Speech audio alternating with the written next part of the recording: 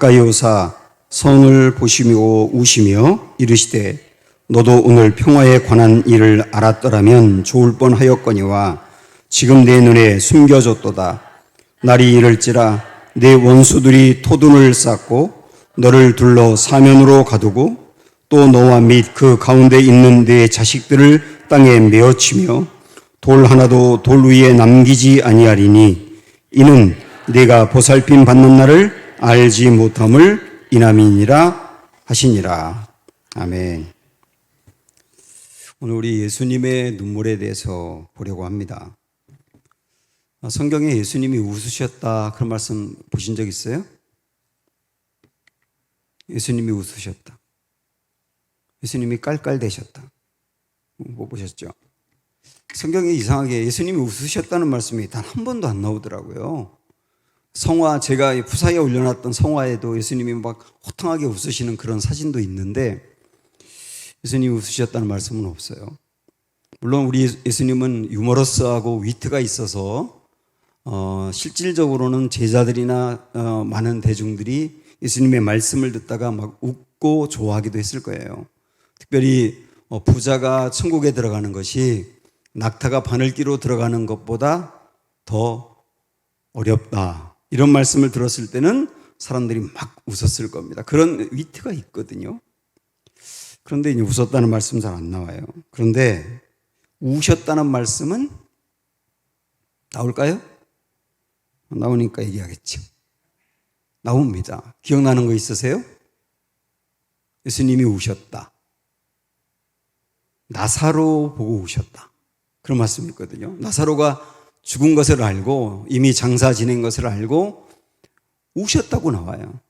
우셨다. 살아날 것을 아시면서도 우셨다. 굉장히 예수님도 인간적이고 또 감정이 있고 그걸 통해서 우리 예수님이 인성이 분명하다라고 하는 것도 알 수 있죠. 또 한 번이 예수님 우셨다는 말씀이 딱 두 번 나오는데 그 중에 한 번이 나사로 앞에 서고 또 한 번이 오늘의 말씀이에요. 41절 보시면 가까이 오사 성을 보시고 우시며 이렇게 나와 있는데요. 여기 우셨다는 말이 한마디로 말씀드리면 엉엉 우셨다는 겁니다. 엉엉 우셨다는 거예요. 통곡했다는 거예요. 통곡했다. 히브리서 5장 7절에 보면 예수님은 육체로 계실 때에 자기를 죽음에서 능히 구원하실 이에게 심한 통곡과 눈물로 간구와 소원을 올렸다. 이런 말씀이 있거든요. 심한 통곡과 눈물로 이렇게 나와 있는데 어쩌면 오늘 이 누가복음 19장에 있는 말씀을 두고 한 얘기가 아닌가 싶어요. 엉엉 울었다는 거거든요. 남자들은 보통 울면 이 목매어 울죠. 여자들은 목 놓아 울고. 근데 예수님은 막 목 놓아 우신 겁니다. 엉엉 우셨다고요. 왜 이렇게 우셨을까요? 여기 보시면 다시 41절 보시면 가까이 오사 성을 보시고 그랬는데요. 여기 가까이 오사라고 하는 것은 그냥 예루살렘 성 가까이 왔다 이렇게 물리적으로 가까이 왔다는 개념보다도 어떤 큰 일이 다가오고 있다. 이런 뜻이 더 가깝습니다. 어떤 큰 일이 가까이 오고 있는 것을 성을 보면서 알고 오셨다는 거예요. 여기서 말하는 성은 예루살렘 성이죠. 예루살렘에 어떤 큰 일이 가까이 다가오고 있는 걸 보시고 우셨다. 이렇게 나오는데 다른 복음서 말씀에서는 제자들이 예수님이 이제 감람산 위에 이렇게 계실 때 예수님에게 그래요. 주님, 저기 저 너머에 성전 한번 보세요. 그 감람산에서 이렇게 바라보면 성전이 딱 보이거든요. 근데 이때 당시 예수님 당시에 헤롯 왕이 짓고 있는 성전은 어마어마했습니다. 30년 동안 짓고 있는데도 다 못 졌거든요. 굉장히 어마어마한 성전을 짓고 있으니까 예루살렘 성에서는 성전만큼 큰 데가 없었어요. 그러니까 제자들이 멀리서 보니까 정말 화려하고 크니까 주님 여기서 저기 성전 한번 보세요. 얼마나 큰지 얼마나 화려한지 얼마나 대단한지. 그때 예수님이 그 성전을 보시고 우셨거든요. 우셨어요. 그 성전의 화려함을 본 게 아니라 앞으로 이 성전에 다가올 일을 미리 보시고 오셨단 말이에요. 그래서 그 예루살렘 감람산에 가면 예수님 눈물 교회라고 있습니다. 거기에 이탈리아 건축가가 이렇게 설계해서 지었는데 바로 그 강단 앞에 이렇게 유리로 되어 있는데요. 유리에서 딱 보면 예루살렘 성전이 정확히 앞이 보이거든요. 그 자리에서 그걸 보고 오셨다라고 예측하고 있는 거죠. 이 엉엉 우셨던 거예요. 엉엉. 그러면 예수님이 그 성전과 예루살렘에 뭔가 큰 일이 다가오고 있는 걸 보셨다 그랬는데 그 일이 뭘까요? 43절부터 한번 보시면 이런 일이 다가올 겁니다. 예루살렘에. 어떤 일이냐? 43절 날이 이를지라 내 원수들이 토둔을 쌓고, 그러니까 예루살렘을 무너뜨릴 어떤 원수들, 여기서 말하는 원수들은 실질적으로 AD 70년에 있었던 로마 군인들이에요. 로마 군인들이 티투스라고 하는 장군이 앞장서서 예루살렘을 침입해 왔고, 이들이 예루살렘을 완전 정복하기 위해서 토둔, 이 흙으로 이렇게 층계를 만들어가지고 쭉 쌓아 올린 거죠. 그걸 쌀 거라고 예수님 말씀하신 거거든요. 그 다음에 너를 둘러 사면으로 가두고, 그러니까 예루살렘 성을 전체를 이렇게 포위해서 이 안에 있는 사람이 들어가지도 나가지도 못하게 할 거란 얘기예요. 그리고 44절에 보니까 또 너와 및 그 가운데 있는 네 자식들을 땅에 메어치며, 나중에 여기를 정복해서 그 성 안에 끝까지 저항했던 사람들을 어린 아이들까지 포함해서 땅에 메어치며 죽일 거란 얘기죠. 그래서 어떻게 되느냐 하면 돌 하나도 돌 위에 남기지 아니하리니. 그러니까 돌 위에 돌을 쌓잖아요. 벽돌 위에 벽돌을 쌓는데 벽돌 위에 또 하나 쌓는 것이 없을 정도로 완전히 축토가 된다는 얘기예요. 이런 일이 있을 거다. 예수님은 미래에 있을 일을 미리 보신 거예요. 예수님이 이거 말씀하시고 한 40년 후에 AD 70년에 정말로 예수님 말씀하신 이런 일이 딱 일어나게 된 거거든요. 그래서 이스라엘이 이때 나라를 잃어가지고 2000년 동안 나라 없었잖아요. 그리고 이때 다 무너지면서 성전도 다 무너지고 통곡의 벽 하나만 일부러 남겨놨지 않습니까? 이런 일들이 일어나게 된다. 이걸 주님 말씀하신 건데, 자, 이게 이제 오늘의 말씀. 이걸 보고서 우리 주님은 우셨단 말이에요. 엉엉 우셨다고요. 자, 그러면 이 이야기는 분명히 이스라엘이 앞으로 멸망할 것을 보고 예수님이 안타까워서 우셨던 건데, 여러분 제가 여러 번 말씀드려서 아십니다. 우리 구약이든 신약이든 예언적인 말씀, 예언과 관련되어 있는 말씀은 항상 이중 구조로 보셔야 된다는 거. 예를 들어서 우리가 언젠가 보았던 다니엘서 같은 경우, 다니엘서를 볼 때는 미래에 대해서 예언이 나와 있지 않습니까? 그걸 두 가지 측면에서 보셔야 된다는 거예요. 하나는 이런 거죠. 표면적으로 보면 다니엘서에 앞으로 세계 역사는 바벨론, 페르시아, 헬라, 로마, 그러나 이 모든 나라가 다 무너질 것이다. 이게 다니엘서에서 예언하는 표면적인 내용들이에요. 실제 앞으로 역사가 그렇게 전개될 거라는 거.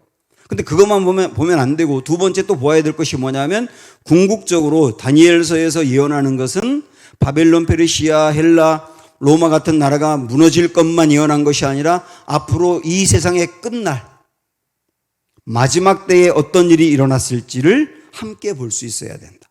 그러니까 이 성경의 예언서는 기가 막힙니다. 왜냐하면 한 이야기를 가지고 그때 당시에 있을 일과 궁극적으로 마지막 날에 있을 일을 동시에 얘기하거든요. 그래서 예언서를 읽는 눈이에요. 그게 두 가지를 보아야 된단 말이죠. 자, 요한계시록도 마찬가지인데, 요한계시록에 많은 상징적인 내용들도 나오고 이해하기 어려운 표현들이 있는데, 궁극적으로는 이런 겁니다. 그 표면적으로는 거기에 바벨론이 무너진다. 거기서 말하는 바벨론은 로마를 말하거든요. 로마가 무너진다. 그리고 승리할 거다. 이걸 말하지만 궁극적으로는 마지막 끝날에 이 세상의 모든 나라 다 무너지고 사단의 나라도 무너지고 하나님 나라가 영원히 설 거다. 이 두 가지를 얘기한다고요. 그러니까 계시록을 보면서 반드시 그렇게 봐야 되는 거죠. 그럼 오늘의 예수님이 말씀하신 요 예언적인 말씀도 같은 맥락이에요. 우리 주님은 우선 표면적으로는 예루살렘이 나중에 이렇게 멸망하게 될 거다. 처절하게 완전히 초토화되어서 돌 하나 돌 위에 있지 않을 정도로 무너지게 될 거다. 이게 표면적인 내용으로 이해할 수 있는 거지만 이 말씀을 보면서 예수님이 궁극적으로 말씀한 것은 뭐냐면 그때만이 아니라 앞으로 끝날의 심판이 이와 같으리라는 거예요. 그걸 볼 수 있어야 된다고요. 그걸 볼 수 있어야 된다고. 마지막 심판이 이와 같으리라. 어떻게 될 거라는 겁니까? 예루살렘이 이렇게 무너지듯 마지막 날의 심판도 이와 같으리라. 가혹할 것이며 저항할 수 없을 것이며 거기서 숨을 수도 없고 벗어날 수도 없고 뒤엎을 수도 없고 거기서 완전히 정확하게 공의롭게 판단이 될 거다. 이게 마지막 날에 있을 우리가 맞이할 심판이라는 거예요. 그걸 볼 수 있어야 된다. 그래서 우리 예수님이 그걸 보고 우셨다는 말씀은 예루살렘이 무너질 것을 보고 우셨기도 했지만 앞으로 마지막 날에 임할 심판에 빠지게 될 사람들을 보고 우신 것이죠. 그 심판을 당할 수밖에 없는 사람들을 보고 우신 것이죠. 우린 그것에 초점을 두고 봐야 된단 말이에요. 자, 그러면 이렇게 예루살렘 멸망 때 멸망하게 될 유대인들 그리고 마지막 날에 심판받게 될 사람들은 왜 그런 심판을 받게 되는 거냐라고 하는 것을 보셔야 되거든요. 우리는 그러면 이들이 왜 심판받을까? 이렇게 생각하면 당장 떠오르는 게 뭐냐면 이들의 죄거든요. 죄가 많아서 심판받을 거야. 당장 이렇게 생각한단 말이에요. 그럼 우리 주님은 이들이 왜 심판을 받을 거라고 말씀하시는지 이 말씀을 통해서 한번 확인해 보자고요. 42절을 봅니다. 다 같이 시작. 이르시되 너도 오늘 평화에 관한 일을 알았더라면 좋을 뻔하였거니와 지금 내 눈에 숨겨졌도다. 우리 예수님이 성을 보고 울었다고 하면서 엉엉 우신 이유가 평화에 관한 일을 몰랐다는 거예요. 이 예루살렘의 사람들이 평화에 관한 일을 몰랐기 때문에 멸망할 거라는 거예요. 그래서 맨 끝에 뭐라고 그러냐면 내 눈이 숨겨졌도다. 그들이 눈이 어두워졌다는 거예요. 어두워서 못 봤다는 거예요. 뭐를? 평화의 일을. 자, 요게 핵심이거든요. 요게 심판받는 이유가 평화의 일을 보지 못했다는 거예요. 자, 그러면 우리 한번 하나하나 찾아가 보도록 하죠. 지금도 우리에게 마찬가지란 말입니다. 마지막 심판날에 심판받게 되는 이유는 뭐냐면 평화의 일을 보지 못했기 때문이에요. 그럼 여기서 말하는 평화는 어떤 평화일까요? 여기서 말하는 평화, 육신이 편안한 거? 아니면 마음에 걱정이 염려가 없이 평강이 온 거? 아니면 우리의 삶이 평탄한 거? 아무 고생 없이 잘 풀리기만 하고 그걸 말할까요? 여기서 말하는 평화는 그런 게 아니거든요. 여기서 말하는 평화는 뭐냐? 이것부터 한번 생각을 해보죠. 아담과 하와가 에덴 동산에서 선악과를 따먹음으로 거기서 벌을 받게 되는데 그들이 받은 벌은 일단 육체 노동을 심하게 하게 되고요. 힘들어요, 사는 게. 그 다음에 여자들이 아이 낳는 게 그렇게 고통스러워요. 수고가 있고. 그리고 땅이 도와주지도 않고요. 남녀 사이의 관계가 깨져요. 이런 것들이 선악과를 따먹음으로 죄를 지음으로 사람들에게 임하게 된 거거든요. 그러니까 이렇게 보면 육신의 편안이 사라졌고 마음의 평강도 사라졌고 삶도 평탄하지 않은 것이죠. 그렇죠. 그런데 그런 벌보다 훨씬 더 가장 심한 벌이 뭐였느냐면 에덴 동산에서 추방된 겁니다. 우리 그걸 잘 보지 못한단 말이에요. 육체가 힘들고 막 그 아이 낳는 게 힘들고 그래서 아이 낳을 때 너무 힘들어가지고 막 하와를 막 비난하고 막 그러는데 그런 게 제일 힘든 게 아니고 정말 제일 힘들고 심각한 벌은 에덴 동산에서 추방된 거예요. 에덴 동산에서 추방됐다는 말은 뭐냐면 하나님과의 관계가 단절되었다는 뜻입니다.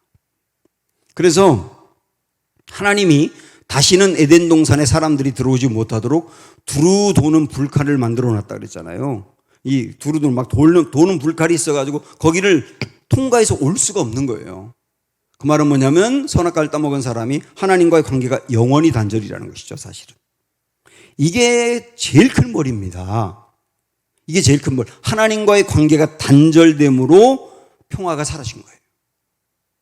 이게 제일 큰 벌이라고요. 그럼 우리도 여기서 알 수 있는 거예요. 예수님이 말씀하신 평화의 일을 그들이 몰랐다라고 하는 것은 하나님과의 관계 회복이라는 진짜 중요한 평화가 그들 인생에 없었다는 얘기죠. 이게 제일 큰 문제였기 때문에 하나님께서 그러면 하나님과의 관계가 단절된 이 문제를 어떻게 해결해야 되나? 그래서 하나님 편에서 이 문제를 해결하기 위해서, 왜냐하면 사람이 하나님께 올 수가 없거든요. 두루도는 불칼 때문에. 그래서 하나님께서 이 문제를 해결하기 위해서 꺼내신 카드가 아들 예수님을 보내시는 거였어요. 그래서 우리 예수님이 이 땅에 오실 때 천사들이 예수님이 이 땅에 탄생한 소식을 갖고 노래하면서 뭐라고 말했냐면 하늘에는 영광. 하나님이 사람과의 관계가 단절되어서 평화가 깨졌는데 이것을 다시 하나가 되어서 하나님과 관계가 회복되기를 원하셨다는 거거든요. 그래서 예수님이 이 땅에 오신 것이 하나님께 기쁨이라는 거예요. 영광이라는 말은. 그리고 그 다음 뭐라고 말했냐면 하늘의 영과 땅에는 평화라고 했잖아요. 예수님이 이 땅에 오신 것이 이 땅에는 진짜 평화가 임하게 된 길이 열렸다는 거거든요. 거기서 말하는 평화, 이 평화를 주기 위해서 우리 예수님이 오셨기 때문에 예수님이 이 땅에 오신 게 이 땅의 평화가 된 거예요. 그러면 예수님이 진짜 이 땅에서 회복시켜 주려고 했던 평화가 육신이 편안한 건 아니라는 거 아시겠죠?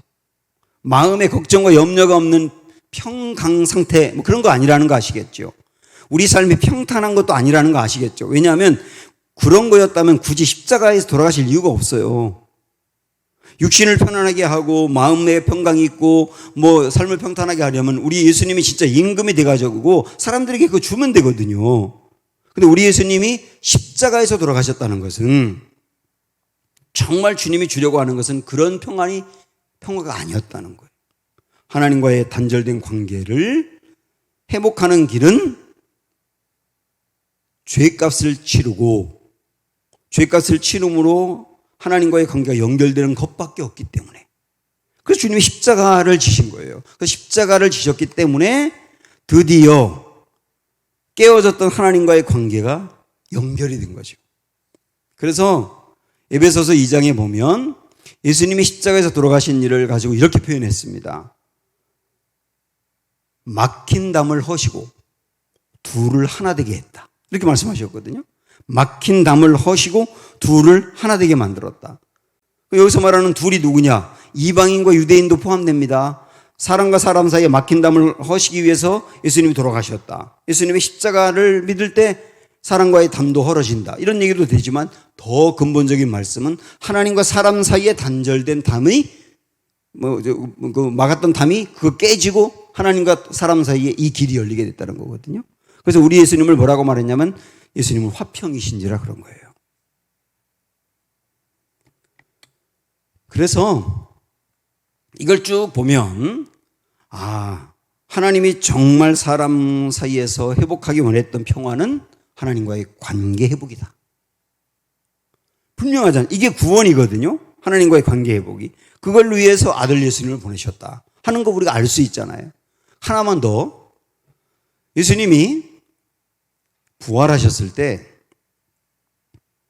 한번 여기 찾아가 보죠. 요한복음 20장으로 조금만 뒤로 가보세요. 요한복음 20장 19절부터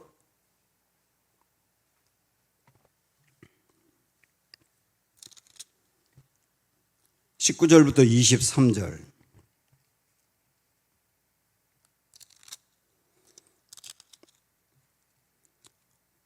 (19절부터 23절에서) 예수님이 부활하시고 난 다음에 강조한 게 세 가지예요. 세 가지. 이거를 저하고 아마 일도학교 공부하신 분들은 체크가 돼 있으리라고 보는데, 예수님이 부활하시고 난 다음에 강조한 거 세 가지가 뭐냐? 첫째, 19절 보시면 이날 곧 안식 후 첫날 저녁 때에 제자들이 유대인들을 두려워하여 모인 곳의 문들을 닫았더니 예수께서 오사 가운데 서서 이르시되, 그다음 뭐라고 그랬냐면 너희에게 평강이 있을지어다. 그러니까 우리 예수님이 부활하시고 난 다음에 제자들을 처음 만나가지고 제일 먼저 하신 말씀이 뭐냐면 평강이었어요. 여러분 이거 주목해서 보세요. 부활하신 예수님이 제자들에게 제일 먼저 하신 말씀은 평강이었다. 그 다음에 두 번째 하신 말씀이 뭐냐면 21절 보면 예수께서 또 이르시되 너희에게 평강이 있을지어다라고 반복하신 다음에 아버지께서 나를 보내신 것 같이 나도 너희를 보내노라. 나도 너희를 보낸다라고 하는 말은 증인되란 얘기죠. 증인되라. 두 번째 말씀하신 게 뭐냐면 증인되라예요. 첫 번째는 평강을 선포하고, 두 번째는 증인되라 말씀하셨고, 세 번째는 아시겠죠. 22절 보면 이 말씀을 하시고 그들을 향하여 숨을 내쉬며 이르시되 성령을 받으라. 성령 받으라. 이게 세 번째였어요. 결국 말씀하신 건 세 가지는 뭐냐면 평강, 증인, 성령이었거든요. 이게 부활하시고 난 다음에 예수님이 말씀하신 핵심이라고요. 근데 이거는 여기만이 아니라 다른 데서 반복적으로 나오고 승천하기 전에도 이 말씀하고 올라갔어요. 하늘로. 그러니까 예수님이 부활하시고 난 다음에 집중적으로 제자들에게 강조했던 것은 이거였다는 걸 알 수 있습니다. 그럼 우리는 생각해 봐야 됩니다. 부활하시고 난 다음에 예수님이 말씀하신 가장 주고 싶었던 가장 중요한 건 평강이었다. 평화죠, 평화. 하나님과 사람 사이의 관계 회복으로 오는 평화. 나 그거 위해서 십자가에서 죽었고 그거 위해서 부활한 거야. 그러면 증인은 뭐냐? 뭘 증거해야 되는 거냐? 하나님과 사람 사이에 평화가 이루어지도록 증거하는 게 전도인 거죠. 그 증인의 핵심은 뭐냐? 그 사람도 하나님과의 관계 회복함으로 평화를 얻게 하는 게 그게 증인의 사명인 거예요. 그런데 성령은 뭐냐? 이 일을 잘할 수 있도록 능력을 보여주는 분이 성령이니까. 결국 성령이 오신 중요한 이유는 증인을 삼아서 평화를 이루어주게 하려고 오신 거죠. 이게 명확합니다. 아주 명확해. 이 세 가지가.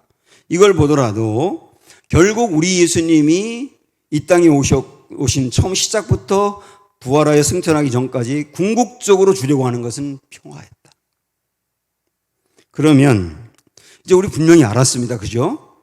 그러면 오늘 말씀으로 오셔가지고 왜 예수님은 이들을 보고 우셨느냐? 이들이 앞으로 멸망할 건데요. 멸망 때문에 우셨는데 멸망하게 된 이유가 뭐냐면 평화에 관한 일을 몰랐다는 거예요. 평화에 관한 일을 몰랐다, 그들이. 왜냐하면 눈이 어두웠어. 정말 그들이 인생에 제일 중요한 것이 하나님과의 관계 회복으로 오는 평화라는 걸 몰랐다는 거예요. 예수님이 사람들에게 그렇게 말씀을 전하고 그래도 그들의 관심은 항상 뭐였느냐면 이런 거였어요. 평화는 평화인데 어떤 평화냐면 육신의 편안. 육신이 편안해. 부유하고 잘 돼서. 마음의 걱정과 염려가 없는 평강. 그리고 삶이 평탄한 거. 온통 그들의 관심은 그런 평화였던 거예요. 그런 평화. 근데 우리 예수님은 답답해가지고 내가 당신들에게 주려고 하는 평화는 이런 평화가 아니라 진짜 제일 중요한 평화는 하나님과의 관계 회복으로 오는 평화야. 그걸 이야기하니까 사람들이 에이 그러면서 떠나간 게 오병이어 사건 이후에 있었던 일이잖아요. 오병이어 때 사람들이 열광하며 예수님께 모여들었다가 예수님 우리 임금이 되어주세요. 임금이 되어달라는 말은 우리 육신 편안하게 해주고요. 마음의 걱정과 염려 없게 해주고요. 우리 삶을 좀 평탄하게 해주세요. 우리 당신에게 바라는 거 그거거든요. 그때 우리 예수님이 내가 당신에게 정말로 당신에게 주고 싶은 것은 당신들이 정말 구하고 얻어야 될 것은 하나님과의 관계가 진짜 회복되는 거예요. 그게 구원이고 그게 영생이고 그게 진짜 중요한 선물이야. 그거 추구해야 돼 라고 얘기했는데 사람들이 에이 그러면서 떠나갔어. 예수님이 이런 걸 경험해 가면서 그들이 진짜 평화의 일을 몰랐다는 거예요. 예수님을 따르긴 했지만 진짜 평화의 일을 몰랐다. 눈이 어두워져가지고 진짜 중요한 평화가 뭔지를 몰랐다는 거죠. 여러분, 이 말씀, 여러분, 이게 어떠십니까? 내가 정말로 주님에게, 물론 얻어야 될 평화가, 이런 육신의 평화, 마음의 평화는 다 필요한 것이죠. 왜냐하면 샬롬이라고 하는 말 자체가 육신은 건강하고 마음은 평안하며 하나님과의 관계가 좋은 것이 샬롬이거든요. 저는 샬롬이란 말이 정말 좋더라고요. 그런데 이들은 세 번째는 하나님과의 관계 회복은 빼버리고 샬롬을 원하는 거예요. 예수님이 그걸 보시고 너무 답답해서 우신 거예요. 진짜 중요한 게 이건데. 그러면 예수님이 그런 울음은 어쩌면 지금 교회를 다니고 예수님을 믿는다고 하는 우리들을 보면서 흘리는 눈물은 아닐까 하는 생각이 드는 거예요. 44절 맨 끝에도 비슷한 말씀인데 44절 중간쯤부터 보시면 돌 하나도 돌 위에 남기지 아니하리니 이렇게 되는 이유가 뭐냐고 그랬냐면 이는 그러면서 이렇게 말씀했어요. 내가 보살핌 받는 날을 알지 못함을 이남이니라. 이렇게 말씀했습니다. 왜 이들이 멸망하게 되느냐? 보살핌 받는 날을 알지 못했기 때문이다. 이렇게 말씀했습니다. 이 말이 좀 어렵죠. 보살핌이라는 말이 뭔지를 해석을 해야 되거든요. 보살핌이란 말은 크게 두 가지 의미가 있습니다. 하나는 방문이라는 뜻이 있어요. 방문. 그래서 공동 번역 같은 데서는 아예 방문이라고 번역을 했습니다. 하나님이 진짜 평화를 잃어버린 사람들을 건져내기 위해서 예수님을 보낸 거죠. 예수님이 성육신에서 이 땅에 오신 것이 평화를 잃어버린 사람에게 평화를 주기 위해서 방문한 거였다는 거예요. 그래서 하나님이 우리 가운데 오셔서 잃어버린 평화를 회복시켜주기 위해서 우리를 찾아온 그 방문을 그들이 받았으면서 거부했다는 겁니다. 마치 뭐 이런 일은 한 번도 없지만 제가 우리 교우들 보면서 집에 신방 간다고 할 때 문 앞에서 됐습니다 목사님 저 신방 안 봐도 되니까 돌아가세요 이렇게 한 거나 마찬가지인 거죠. 예수님이 그들을 건져내기 위해서 평화를 주기 위해서 찾아왔는데 예수님의 방문을 거절했다는 거예요. 이게 첫 번째 의미거든요. 보살핌이라는 뜻의 의미. 근데 두 번째 의미도 있어요. 여러분 한번 성경 보시면 거기에 보살핌 그러면서 왼쪽에 일 그렇게 있죠. 그 일 따라가면 뭐라고 되어 있습니까? 심판. 이렇게 심판이라는 뜻도 있는 거예요. 그리고서 그 성경에 뭐라고 되어 있어요? 베드로전서 2장 12절. 거기 가보라고 말씀하니까 우리 가봐야 되죠. 자, 디모데전서 2장. 네, 베드로전서 2장 12절. 378쪽.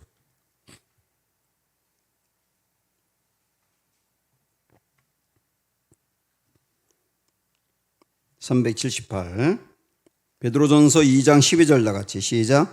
너희가 이방인 중에서 행실을 선하게 가져 너희를 악행한다고 비방하는 자들로 하여금 너희 선한 일을 보고 오시는 날에 하나님께 영광을 돌리게 하려 함이라.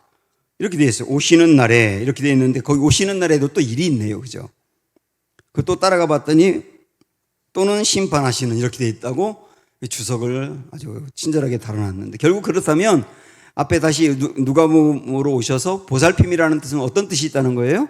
심판이라는 뜻이 있다는 거예요. 심판. 결국 심판이 있다는 것을 받아들이지 않고 심판날이 반드시 온다는 것을 전혀 알지 못하고 대비하지 않고 있었기 때문에 이런 멸망을 당하게 될 거다. 이런 말씀이지 않습니까? 그래서 보살핌을 방문으로 이해해도 좋고 심판으로 이해해도 좋은데 저는 이 두 가지 단어로 다 이해하는 게 맞다고 봐요. 결국 이런 얘기죠. 우리를 건져내기 위해서 심판으로 갈 수밖에 없는 우리를 건져내기 위해서 하나님이신 예수님이 인간 땅으로 성육신하셔서 우리를 방문하셨는데 우리도 예배 드릴 때 말씀으로 방문하시고 기도할 때 방문하시고 우리의 마음속에 주님이 내가 내 속에 들어가고 싶어. 정말로 너에게 평화를 주고 싶어. 찾아오는데 방문하셨는데 그게 나에게 그렇게 중요하다고 여기지 않아서 거절했다는 거죠. 거절한 사람에게 결국은 심판이 온다. 심판이 정말로 있다고 여겼다면 방문을 거절할 수가 없다. 그러나 거절함으로 심판이 온다. 이 두 가지 단어를 다 보살핌이라고 하는 말에 표현한 게 아닌가 싶거든요. 사랑하는 여러분, 예수님을 그리스도로 받아들이지 않고 거부하는 것은 안타까운 일이 아닙니다. 재앙이거든요. 재앙이라고요. 유대인들이 망한 이유가 이것 때문이고 어떤 사람들이 마지막에 심판을 당하는 이유도 이것 때문입니다. 다른 게 없어요. 그러나 이렇게 우리를 찾아와 방문하시는 주님은 지금도 여전히 계속 기회를 가지고 나 너에게 가서 방문하고 싶어. 우리를 계속 찾아옵니다. 여러분, 이게 제일 중요하다는 것을 여기시고 우리 주님을 정말 맞이하여서 하나님과의 관계가 회복되셔야 되고요. 이미 하나님과의 관계가 회복된 분들은 이 회복된 정도가 아니라 하나님과의 관계가 돈독해지기 위해서 소망하셔야 되고 그 모습으로 나아가는 게 진짜 평화다. 이 평화다. 이거 이루어지지 않았을 때 주님은 엉엉 울 정도로 아파하신다는 거예요. 그 정도로 아파하신다. 우리 주님의 눈물을 기억하고 우리에게 이런 소망이 다시 한번 생기기를 원하면서 우리 한번 찬양하도록 하겠습니다.